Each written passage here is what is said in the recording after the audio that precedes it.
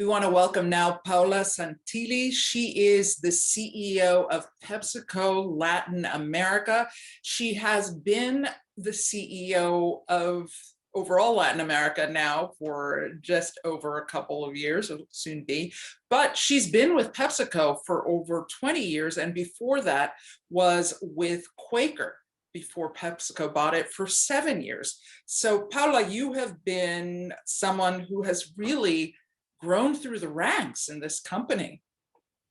I have, Bertha. I've actually worked for food and beverage companies all my life, so throw me a category in this space and I will tell you everything we know about that for a long time. And I have the privilege actually of having a very long career, first in Quaker and then in PepsiCo, that acquired the Quaker Oats company in the year 2001.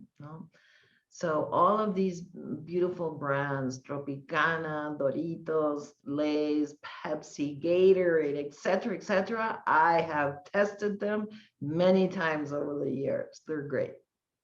Now you're managing a division with $7 billion in annual revenue, 70,000 people under your tutelage at this point.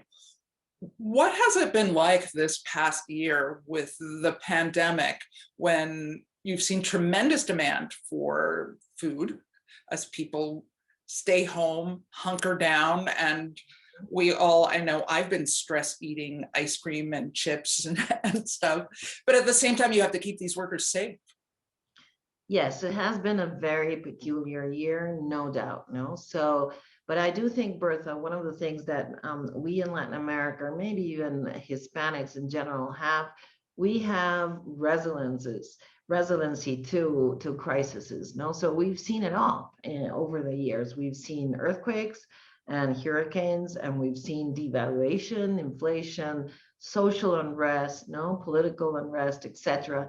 So there's a muscle there in the teams that are very exercised and very well exercised in getting a fast and agile response to the crisis. So what happened in Latin America early March last year was exactly that.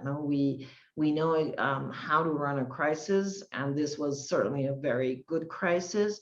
Our first and foremost worry in March, and still today, is the protection of our employers. Our people are out there on the streets of Latin America selling every single day. We have plants with very large community of employees. And, at the same time, in my personal opinion, I wanted to make sure people could find food. They could find Quaker Oats and Gatorade and whatever they needed to have in their kitchens. That was, for me, extremely important. I had the feeling, Bertha, that if we could not keep our supply chain going, it would bring uneasiness, in the social arenas. Fortunately, that did not happen. So we went from working pre-pandemia the way we were to working in the ways we are, with very strict protocols of health, etc., in 1 second. It was quite amazing. I think I have to write another book on that one, because it was a huge learning on how creative, how flexible our employees are, how willing to support the company these employees are, and we are taking absolutely wonderful care of all of them. This year, we've heard a lot from corporate leaders about taking care of their workers. When you think about your philosophy of leadership as a Latina at the head of a major multinational corporation for one of its largest divisions in Latin America, what's your view on what leadership needs to be, and what happened this year? Is it different from what you've viewed before? There's one big difference, Bertha, and I'm very sad about it. And the biggest difference is, in the past, I was a hugger. I went to a plant And I hugged every single, frontline workers, operators. I'm used to hugging salespeople, no, and showing my appreciation for their commitment in the way we do in Latin America, which is we hug, we kiss, etc. So that was a big change for me, and I really miss it. No, so communication notwithstanding has changed. No, we are behind masks, but we are creating new gestures of love, saying, hey, bow my head, I respect you, I love you, I'm here for you. I'm working side by side with you on the streets of Latin America, etc. So that was a big change for me. And then in birth, I have to say, as the months went by, I also made an interesting discovery, and that's we have to use humor, no, and optimism, especially optimism in the right situation. No, and this has been a terrible moment in our lives for many families, and I don't mean to minimize the the death, the family strains, etc. But to use optimism in front of very large organization was very significant, Bertha, because we have a responsibility as leaders of telling our base, no, this will go away. No, there's light at the end of the tunnel. Vaccines are coming. No, we know how to operate in a safe environment at all times. So this sense of optimism is something that I've been trying to exercise more and more as people, their family members lose their employment. Some people have unfortunate deaths in their family, So in the middle of everything that is tough, we as business leaders have to keep our optimism very, very sharp, And keep the troops up in the midst of so much. Birth. I mean, things will tend to get better as we all get vaccinated eventually, So it's putting out there a vision of, hey, we can come out of this together, and we can learn and be better after this situation than what we've ever been before. Last year, I talked with Ramon Lahuarta about sort of the social reckoning that has come from the pandemic, and with the demonstrations here in the US about social equity. It's a little different in Latin America, but it's still a very big issue, generally along class, but also along ethnic lines, people who are Native versus people who are Hispanic in origin. How has trying to deal with that this year within the context of corporate America, corporate life, has that been something that's resonated among your various employees in Latin America? Yeah, I know what you mean, Bertha. Personally, myself and my leadership team, I would say that almost everybody in Latam, we're super dedicated to our frontline. This means that my preferred dress item is my safety boots. Okay, I really like to go out to the streets of Latin America in my sales uniform or my plant uniform. My safety boots are the most comfortable thing I have in my wardrobe, and that makes me face to face to everyone, whether it's my own frontline employees, whether they're inside a warehouse, a plant, or driving one of our trucks. And it takes me and my leadership team face to face to our consumers and face to face to our small little customers. As you know, Bertha, we have like over 2 million customers in Latin America. These are mom and pop stores, These are tenderos, colmados, These are small little stores, and there's a family in front of that store, So this is the way I've always done business, Bertha. Yeah, sometimes I have to wear the pearls. Okay, so I do have one single brand of pearls, and I'll use it every once in a while. But my preferred form of understanding our business, understanding our people, our communities, is by walking the streets of Latin America. No, so and in this post-pandemia situation, Bertha, what I'm telling all our company, and I'm telling every single business person out there is, hey, we have to hold hands all together and bring brand back prosperity to the ciudadano de a pie, no? Al citizen on the streets. That is our role. We are not in the business of creating beverages or snacks or healthy breakfast.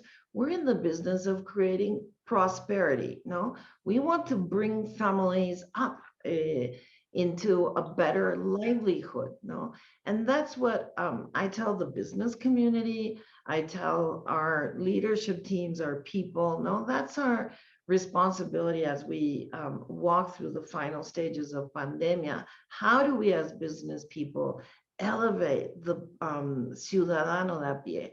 How do we elevate the citizen that is out there in the streets of Latin America that has, very little opportunities, and how do we help?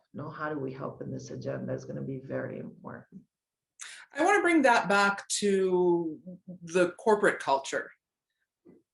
How do you try to help elevate people who might normally not have access to these leadership ranks? I mean, and how did it happen for you? Normally, when I think in Latin America in particular, when I see women in power, it's often women who have come from families. There might be in a family business, it's sort of inherited, but not necessarily seeing women who have worked their way up the corporate ladder. How did it happen for you? Did you have a mentor?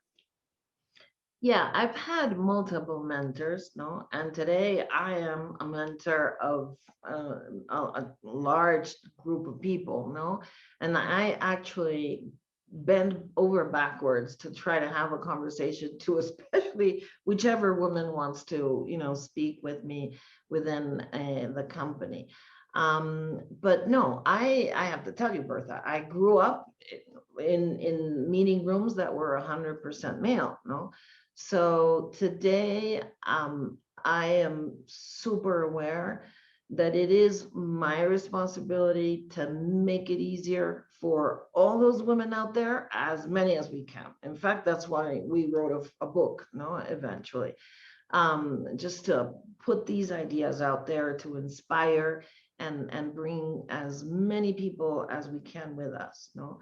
The corporate culture is there, Bertha. No, this thing that I'm describing about being very operational, close to the market, in our booths, is everywhere in PepsiCo, no, around the world, and also in Latin America. And you are right. Sometimes it is different, no? So when I walk, let me tell you one anecdote that maybe is descriptive. One day, before the pandemic, actually, I walked into a little store in Lima, Peru, okay? And the store was beautiful, no? So I have no idea who's behind the store. And I walk into the store and I'm saying, qué bonita esta tienda, no? I'm actually very expressive. So I'm saying, this is, it has nice lighting. The floor is super clean. I like the look and feel of this very small store in a really low neighborhood in Lima, Peru, no? So by that time, I'm being all expressive with my sales team that is right behind me. I reach the counter and there's a tiny woman there standing. She starts to cry, Bertha, like she starts to cry, and I'm saying, oh my God, what did I say? No? And when she finally calms down, she says to me, nobody had ever congratulated me for the way my store looks. No, Huh. she was moved because that was a nobody, but she kind of felt, I was kind of somebody in charge in PepsiCo, no? I was really being honest and authentic about the good work she was doing. Okay. So now, Bertha, long story short, I am always telling women what a wonderful work you are doing. You are amazing. No, you have super high standards. I can see how high your standards are. You will do so well. No, so I sat with this woman for a little while until she was calmed down. She told me her whole life, how she's putting her son through university, how she could pay a trip to, I think it was Ecuador for the kid in school. And that's my business today, Bertha. I'm here to spark growth, no, to bring prosperity to these people that have not had great opportunities in life. And I think we can help them. No, we can help them. And we do help them when we paint their store on the outside. We take a cooler, we take a rack. We teach them the financial inclusion that today is super fundamental. No, we create capability building forums for them, etc. We're creating something that nobody else has done for these ciudadanos de a pie, no? And that's the culture. That's what we live for, Bertha.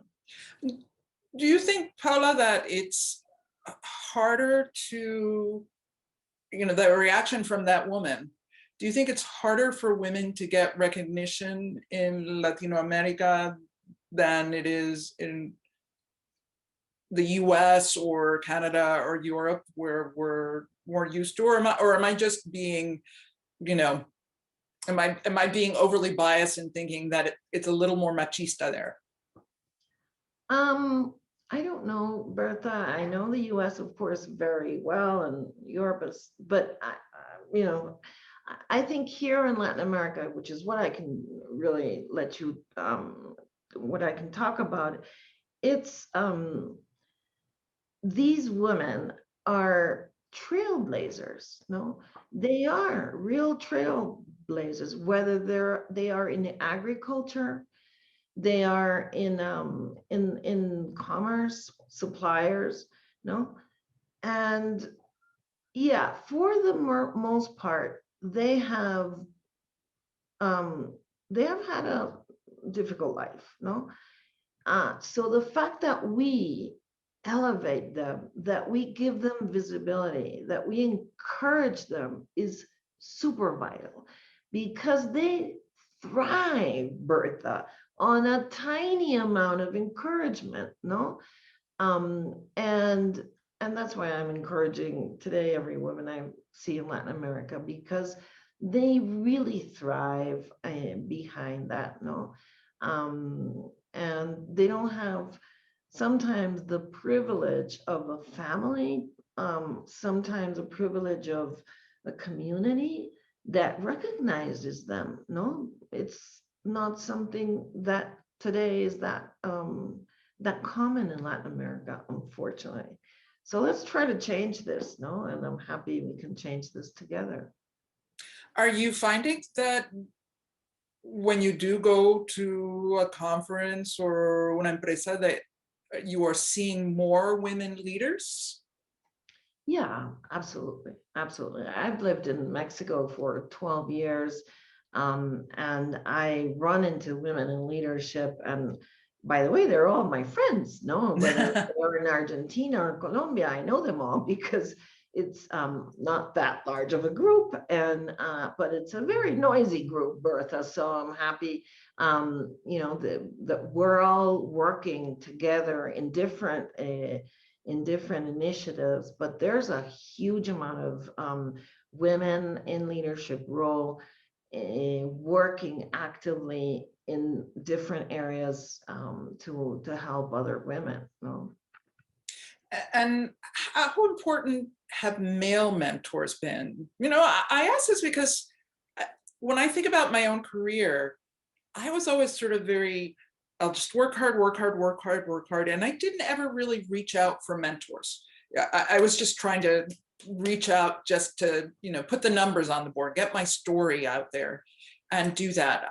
I'm just wondering, as women are coming up, what should they look for in a mentor? And especially when you're looking for a male mentor, can that be a little more difficult than a female mentor? No, it's just as good as a female mentor. No. So you're right, Bertha. And those are two things that we notice in women in Latin America. No, we put our heads down, we do our work exceptionally well. No, so because the work is absolutely amazing, we get more work, no, and more projects are assigned to us, and so we try to do even more, and we do it, no, and we're always on time on our projects. Our budget is always perfect, or we save money, and whatever we do is absolutely amazing, no. In that arena, women normally forget two things. One is to create a network, and the other one is to find the right mentors. No, in a company like PepsiCo, the mentorship programs are well oiled, Bertha. No, so we have a habit of assigning young up and coming talent a mentor that will, walk with you through years in your career, will watch you, will be able to give you wise advice in a private fashion, in a trusted fashion, and you will learn through that mentor. No, and we have those programs. Networking also is happening inside the company, but what I normally tell every Latina out there is, do you have a mentor? Do you have a network? No, and they say, what's a network? What do you mean by a mentor? No, so we have to talk a little bit about this and explain that these two things are catalyzers of your career. No, they are tremendous help.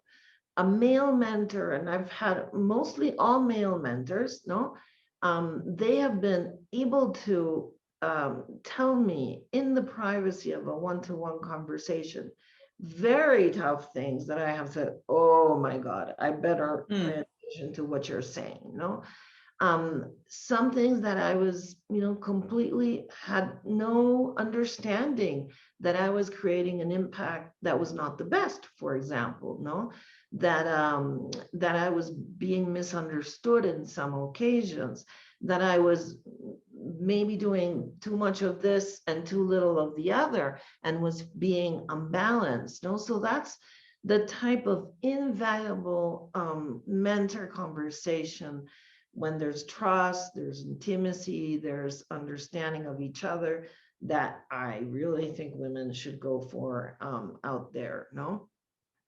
And then network is the other thing, because again, we put our heads down, we do our work so well, we have no time for this understanding of the 360 environment. No, we don't tend to build links with somebody in another division or in another country or in another function because we're so busy. No, and we don't understand the value of having a wide network. No, and those are two things that I'm always telling women, I think are very important. Don't be shy. No, don't think, spend some time in your calendar to find the right mentor, to find the right network. How do you do that?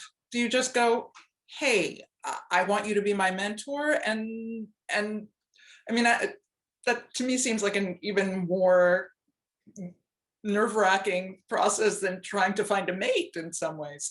No, you just have to say, hey, I know you so well. I see how you think. I would love to have a short conversation with you. I'm struggling with a few things, and I'd really like your advice. No, that's all you need to say. You don't need to initially say, hey, can we sit up for a mentoring relationship? Maybe you can do that in PepsiCo. That is something you can do, of course, no? But just to make it normal, I see you all the time, you see me. Do you have a few minutes to tell me a few pieces of advice that I'm interested? I have a few questions. people say yes. I mean, especially in Latin America, we're all superhuman, super warm, no? So, but you have to work over that initial shyness, no? That is a blocker in your career, and Bertha. That's what I tell younger women. You know? And one of the things I wonder about, you talk about it, there being a process at Pepsi, and you've been with the company and worked your way up. What about people who sometimes think maybe they should move around? Can you talk a little bit about the pros and cons of maybe going somewhere else to get more experience, or should you stick with it and stick with one company where maybe you can get more experience there? Listen, careers come in all shapes and fashions today, Bertha, no? And we have in PepsiCo a combination of longtime employees that have been around with the company for many years. And of course, that gives them a huge knowledge on the company, a huge understanding of the categories, our products, etc., a huge understanding of the ways of working of PepsiCo, etc., no? For a mentor, I would say somebody like that is a really cool thing to have, no? Because that's the person that has all the 360 understanding and can read the waves, etc., of how you are being read inside the organization, no? We have people coming from other companies as well, and we love them as well, no? They are incredibly valuable. So today, it depends, Bertha. What I tell Latin women is make sure the ecosystem that you're walking into is amazing. Make sure that ecosystem is ready to elevate you, no? And today we can research whatever companies and organizations or whatever pretty well, talk to people that work there, get their opinion. And if the ecosystem, and go to work to the company that has the best ecosystem, no, that you feel more comfortable with. Don't walk into an ecosystem that is going to be, like complicated for you. Go into an ecosystem where you will feel welcome, will you have, the right programs for your personal development, etc.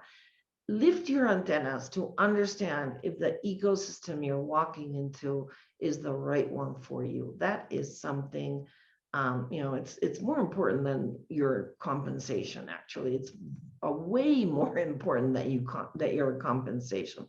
Your compensation will increase over the years, and you will grow your career if you're in a great ecosystem. And by the way, Bertha, I'm convinced PepsiCo, for not only for women but also for Black people, Indigenous people, etc. We're a very good ecosystem. We're learning every single day to improve ourselves. No. Now that you're the big jefa, Sí. how do you get that kind of feedback? Are you still looking for mentors? Do you still find mentors, and where do you find that? Well, my boss, Ramon Laguarta, is very clear in terms of giving me feedback. We speak the same language. That's a good one, no? So he can say whatever he wants in Spanish, and I'll get the message. But today, my peers are my mentors, no? And they are I actually, Bertha, I had to learn how to be super open and accept feedback, no? So for a long period of time, I had to ask for the feedback. I had to, tell somebody. I was walking out of the meeting room at the time. How did you feel the meeting went? Was I okay? No. So these are people I trust, and they gave me automatic feedback because we were walking out the meeting. No. After a while, when it became normal for me to always ask for feedback, no, through a phone call, elevator speech, or whatever, it became automatic, Bertha. It was quite interesting, actually, no? because I no longer had to, can I have your feedback? So, automatically my reports and my peers say, what you said didn't sound that well. Oh my God, what did I say? No, what are you talking about? Tell me about it. No. So it became, Paula is open to receiving feedback. So I'm going to be honest with her and I'm going to tell her what I think. And that is invaluable in my career. No, you could be tired, you could be misunderstood, anything. And the fact that somebody that reports to me say, the wisest thing, you didn't say the wisest thing in that meeting, I really appreciate it. I thank them. I take action about this feedback and I course correct all the time, Bertha. That's part of the fun aspect of being a leader. We have to course correct every single day, our own leadership styles, our strategies, our execution, etc. That must be pretty gratifying to feel that you've created a culture like that.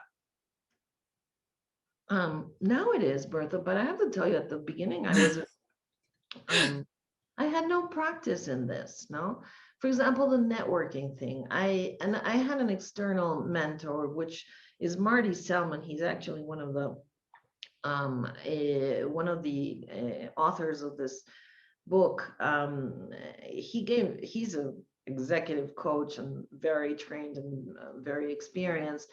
He pointed out to me something that nobody else had pointed out to me, that I wasn't building a network. I wasn't being strategic about building a network. No. So I had to sit at that time with my assistant, make a list of people that I wanted to build into my network. And I sent an email to all of them saying exactly what I told you earlier. No, hey, do you have 15 minutes? I would love to just connect for an informal chat. No, in a period of 6 months, Bertha, I was another person. Claro, after 6 months of talking to one, to the other, having coffee, breakfast, whatever, I had so much information, you would not believe it. No, I had really started this exercise of building a network. No, and even if you're a small tendera, like my friend in Lima, Peru, no, she has to have a network with suppliers, with an accountant, with the municipality people, no, with the person that I don't know, that cleans the street every morning in Lima, etc. She has to build a really strong relationship with all these individuals, because you need a network before you need it. Okay, you need to have built it before you need it. When you have a problem to solve and you don't have a network, it's too late to build a network. You can't say, hey, good morning, I'm Paula Santilli, I would need your help. That's weird. No, but if you built this network, it's fertilizante para tu carrera, Berta, I think. No, it's a fertilizer, a catalyzer to your career. So, and get rid of shyness. That's one thing I have to tell Hispanic women. I have to tell you, No tenga penas. No tengas pena, ¿no? No tiene tiempo para atenderme, no va a tener ganas. Mentira, ¿no? People like that you're interested in them, ¿no? And they feel, wow, amazing. That person in the organization is so courageous and wants to hear from me. People like to live on that, no? They like to feel like that way. Well, Paula Santilli, it has been a pleasure speaking with you, and I hope we can make a connection and yes, keep one up. I'll follow you on LinkedIn, Bertha. That's a really cool way today to make a network. By the way, technology has been very helpful, and we'll keep in touch. It really has. It really has. Thanks again. Thank you.